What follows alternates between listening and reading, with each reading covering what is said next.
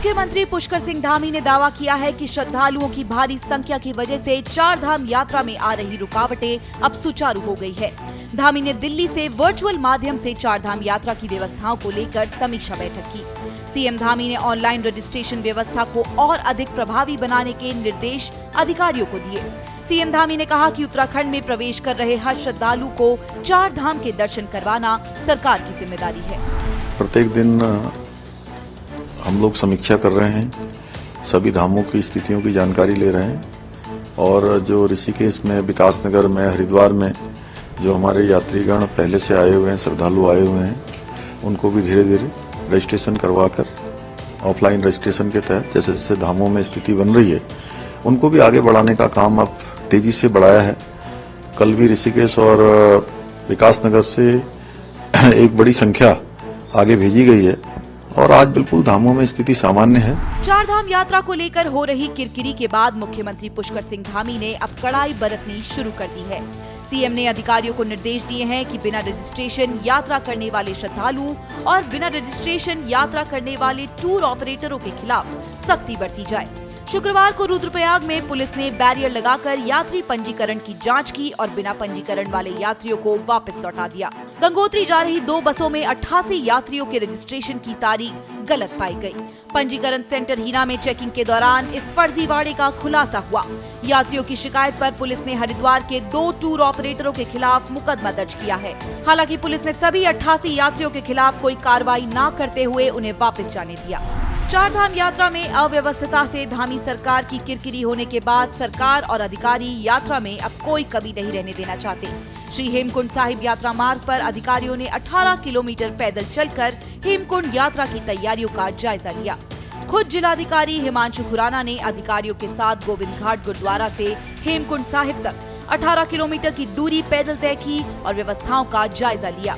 DM Himanshu Khurana ने पैदल यात्रा मार्ग पर मोड़ सुधारीकरण, रेलिंग, पार्किंग, घोड़ा पड़ाव, रेन शेल्टर, यात्री शेड, बेंच सहित बिजली, पानी, शौचालय, साफ सफाई, स्वास्थ्य और सुरक्षा की समुचित व्यवस्थाएं करने के आदेश दिए। श्री हेमकुंड साहिब और लोकपाल मंदिर की यात्रा इस साल 25 मई से शुरू होगी। हेमकुंड साहिब गुरुद्वारा के आसपास अभी भी करीब 8 फीट बर्फ है। यहाँ लक्ष्मण मंदिर और हेमकुंड सरोवर भी पूरी तरह से बर्फ से ढका हुआ है। हालांकि सेना के जवानों ने हेमकुंड साहिब मार्ग पर बर्फ हटाकर आवाजाही सुचारू कर दी है। इस बीच चार धाम यात्रा में फैली अव्यवस्थाओं को लेकर उत्तराखंड विधानसभा में विपक्ष के नेता यशपाल आर्य ने सरकार और सिस्टम पर गंभीर सवाल खड़े किए हैं। वरिष्ठ कांग्रेस नेता यशपाल आर्य के मुताबिक हजारों की संख्या में चार धाम यात्री उत्तराखंड आ रहे हैं, लेकिन उनके लिए सरकार और सिस्टम किसी तरह की व्यवस्था नहीं कर पाई है। लोगों को खुले आसमान में रहना पड़ रहा है और खाने पीने की गंभीर समस्या है। यशपाल आर्य ने सीएम धामी से चार धाम यात्रा की व्यवस्था में लगे अधिकारियों की जिम्मेदारी तय कर उनके खिलाफ कार्रवाई करने की मांग की है। आर्य के मुताबिक अधिकारियों ने सिर्फ देश में ही नहीं पूरी दुनिया में उत्तराखंड को कलंकित किया है।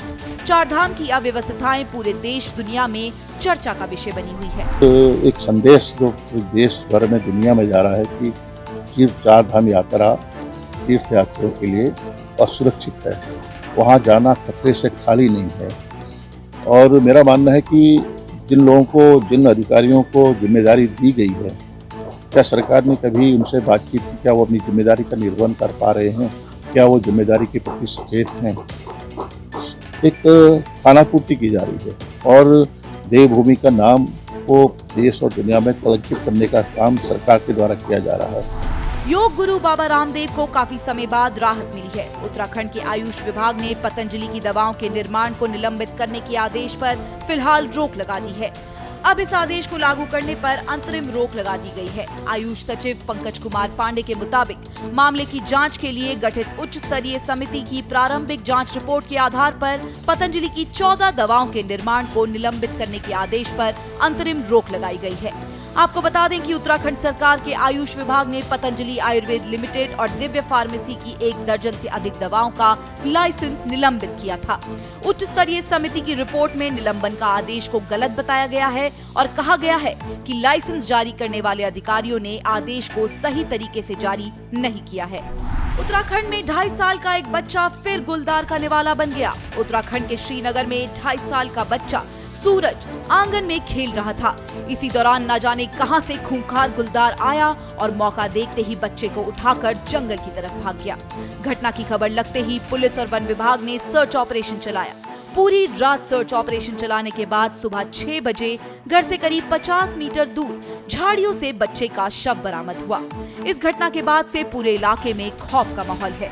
आपको बता दें कि श्रीनगर इलाके में पिछले 6 महीनों के दौरान गुलदार 4 बच्चों पर हमला कर चुका है। गुलदार के शिकार 3 बच्चों की मौत हो चुकी है, जबकि एक बच्चा अभी भी कोमा में है। फिलहाल वन विभाग पिंजरे लगाकर आदमखोर गुलदार को ट्रैप करने में लगा हुआ है। वन विभाग ने श्रीनगर के अलग अलग इलाकों में कई कैमरे भी लगाए हैं। मसूरी में तिब्बती समुदाय के लोगों ने कैंडल मार्च निकालकर 11वें पंचेन लामा की रिहाई की मांग की है। कैंडल मार्च करने वाले तिब्बती समुदाय ने चीन सरकार से 11वें पंचेन लामा के जीवित होने के प्रमाण देने और उनकी मौजूदा तस्वीर सार्वजनिक करने की मांग की है। मसूरी में रीजनल तिब्बत विमेंस एसोसिएशन ने 11वें पंचेन लामा गेदून चेयकी नीमा के गुम होने की 29वीं सालगिरह पर Mussoorie Tibet homes happy valley से गांधी चौक तक कैंडल लाइट मार्च निकाला और पंचेन लामा के सकुशल होने के लिए प्रार्थना भी की। एसोसिएशन के मुताबिक तिब्बतियों के धर्मगुरु पंचेन लामा को चीन ने जब से अपने कब्जे में लिया है, तब से उनके बारे में कोई भी जानकारी सामने नहीं आ पाई है। ऐसे में पंचेन लामा को अब चीन सरकार को रिहा करना चाहिए। एसोसिएशन के मुताबिक 6 साल के बालक गेदून ज्यूकी नीमा को दलाई लामा ने 11वें पंचेन लामा की उपाधि दी थी।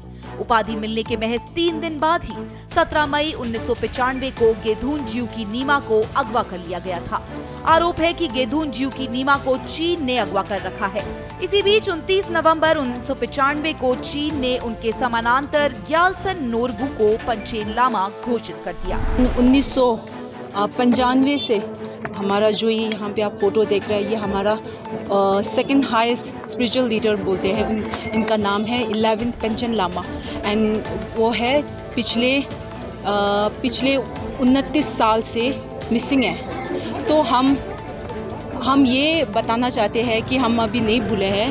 ये प्रदर्शन चलते रहेंगे जब तक हमें कोई उनके हालत के बारे में पता नहीं चलती। अगर आप अपने वाहनों के लिए फैंसी और वीआईपी नंबर लेना चाहते हैं तो ये खबर आपके लिए है। उत्तराखंड परिवहन विभाग ने वाहनों के नए सीरीज के वीआईपी नंबर के लिए ऑनलाइन बोली शुरू कर दी है। नैनीताल जनपद के लिए नए वाहनों के रजिस्ट्रेशन के लिए आरटीओ कार्यालय ने UK 04 AM सीरीज शुरू कर दी है। हल्द्वानी के संभागीय परिवहन अधिकारी संदीप सैनी के मुताबिक नई सीरीज के साथ लोगों में फैंसी और वीआईपी नंबर लेने की भी उत्सुकता देखी जाती है। ऐसे में अगर कोई व्यक्ति अपने मनपसंद वीआईपी और फैंसी नंबर लेना चाहता है तो विभाग की वेबसाइट fancy.parivahan.gov.in पर बोली लगा सकते हैं। विभाग की वेबसाइट नई सीरीज शुरू होने से 30 दिनों के अंदर सबसे ज्यादा बोली लगाने वाले व्यक्ति को वह नंबर जारी करेगी। परिवहन विभाग के मुताबिक अगर कोई व्यक्ति अपने वाहन के लिए 0001 या 786 नंबर लेना चाहता है तो उसके लिए 1 लाख रुपए की न्यूनतम बोली रखी गई है, जबकि अधिकतम बोली लगाने वालों को नंबर जारी किया जाता है। दिसंबर 2023 में 001 नंबर लेने के लिए एक वाहन मालिक ने 3,38,000 रुपए की सबसे अधिक बोली लगाई थी। नैनीताल हल्द्वानी हाईवे पर चलते ट्रक में भीषण आग लग गई। देखते ही देखते ट्रक जलकर खाक हो गया। आग की लपटें देखते ही चालक ने ट्रक से कूदकर अपनी जान बचाई। घटना की सूचना मिलने के बाद फायर ब्रिगेड और पुलिस की टीम मौके पर पहुंची और आग पर काबू पाया गया। बताया जा रहा है कि ट्रक हल्द्वानी से ईंट लेकर चमोली जा रहा था। इस घटना में कोई घायल नहीं हुआ। हालांकि आग की वजह से हल्द्वानी नैनीताल मार्ग पर कुछ देर के लिए जाम जरूर लग गया। उत्तराखंड में गर्मी अपना प्रचंड रूप दिखाने लगी है। देवभूमि में गर्मी ने पिछले 7 साल का रिकॉर्ड तोड़ दिया है।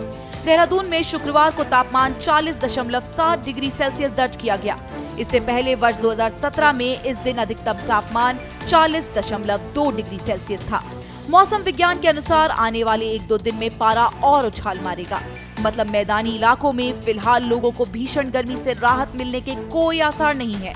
मौसम विज्ञान केंद्र ने देहरादून समेत हरिद्वार, उधम सिंह नगर, पौड़ी, नैनीताल और चंपावत जिले के कुछ इलाकों में गर्म हवाएं चलने का येलो अलर्ट जारी किया गया है। इसके साथ ही पर्वतीय जिलों के कुछ इलाकों में हल्की बारिश होने की भी संभावना है। जहाँ तक हीट वेव कंडीशन क्राइटेरिया की बात करें तो वो भी सेटिस्फाई हो रहा है कुछ जगहों में। विशेषकर देखें जो है देहरादून डिस्ट्रिक्ट है जिसके प्लेन्स वाले एरियाज हैं, और इसी तरह जो है जो हरिद्वार डिस्ट्रिक्ट है या उधम सिंह नगर डिस्ट्रिक्ट है, उनमें टेम्परेचर इस तरह हैं और ये आइसोलेटेड जो है हीट वेव कंडीशन वो आज देखने को मिली है। और ये जो स्थिति है 3 से 4 दिन करीब ऐसी रहने वाली है। करीब 20 तारीख तक आप लेकर चलें, जो तापमान है उसमें कोई कमी नहीं होगी, बल्कि 1-8 डिग्री और भी उसमें बढ़ोतरी होगी।